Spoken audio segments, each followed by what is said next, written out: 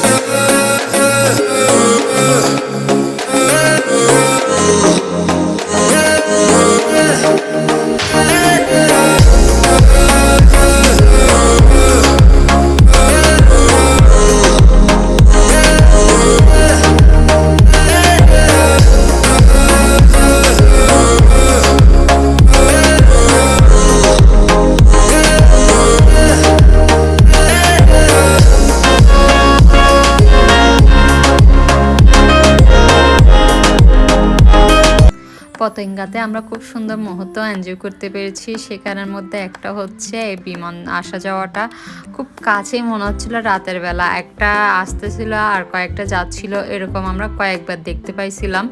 তো সাথে আপনাদেরকেও শেয়ার করেছি। আশা করি আপনাদের ভালো লাগবে। এই তো মাগরিবের টাইম প্রায় হয়ে এসেছে। তো আমরা একটা মসজিদ খুঁজতে যাব। সেখানে আমরা নামাজ পড়ে আবার ওদের সাথে একসাথে খাওয়া দাওয়া করব, ঘুরবো, মজা করব আর আপনাদের সাথে শেয়ার করব। আশা করি আপনাদের ভালো লাগবে।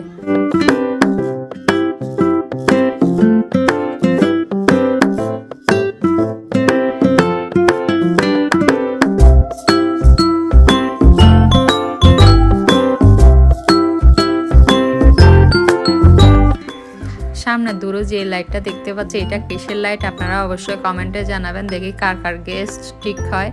আসলে আমি বলেই দিচ্ছি এটা একটা বিমানের লাইট, যেটা পুরো সমুদ্র আলোকিত হয়ে গিয়েছিল। আমরাও খুব অবাক হয়ে গিয়েছিলাম, কারণ এই দৃশ্যটা আমরাও প্রথমবার দেখেছি। যারা ভিডিও দেখছেন তারা অবশ্যই নোটিস করলে বলতে পারবেন এটা কোন বিমান। তাহলে কমেন্ট বক্সে অবশ্যই জানাবেন এটা কোন বিমান। যেহেতু রাতের বেলা হয়ে গেছে, তো আমরা এখানে সমুদ্রের পাড়ে বসে বসে সবাই অনেক মজা করছিলাম, বাদাম খাচ্ছিলাম, সমুদ্রের মনোমুগ্ধকর পরিবেশটা আমরা উপভোগ করছিলাম। এই তো সবাই বসে আছি আমরা চেয়ার দিয়ে।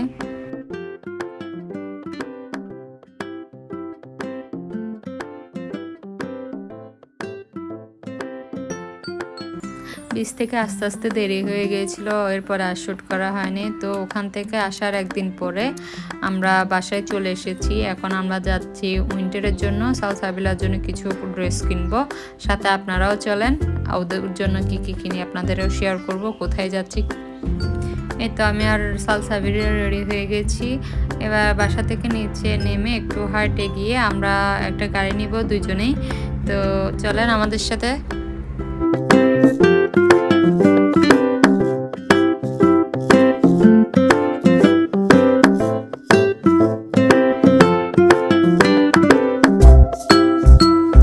তো আমরা চলে এসেছি। আমি প্রথমে গিয়েছিলাম জিএনজি লাইফস্টাইলে, আশা করি ফারিয়া ফুকি সবাই চিনেন।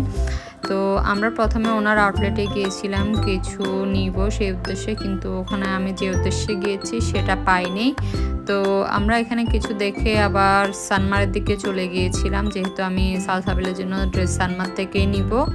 তো চলেন আমার সাথে। সানমারের 3rd ফ্লোরে ফারা নামে একটা শপ আছে, যেখানে আপনাদের বাচ্চাদের থেকে বড়দের সবার কাপড় পেয়ে যাবেন, লেডিস জেন্টস সব পাবেন।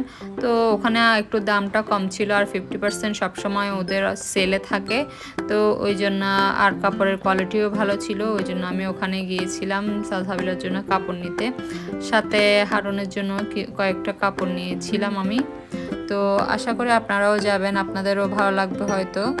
তো এই তো আমাদের শপিং শেষ, আমরা বিলিং করে নিচ্ছি। সাথে সেদিন আরও কিছু নিয়েছিলাম যেটা শ্যুট করা হয়নি। ভিডিওটি অনেক লম্বা হয়ে গেছে, আশা করি ভিডিওটি আপনাদের ভালো লাগবে। ভিডিওটি ভালো লাগলে অবশ্যই like, comment, share and subscribe করে আমার পাশে থাকবেন। সবাই ভালো থাকবেন। আল্লাহ হাফেজ।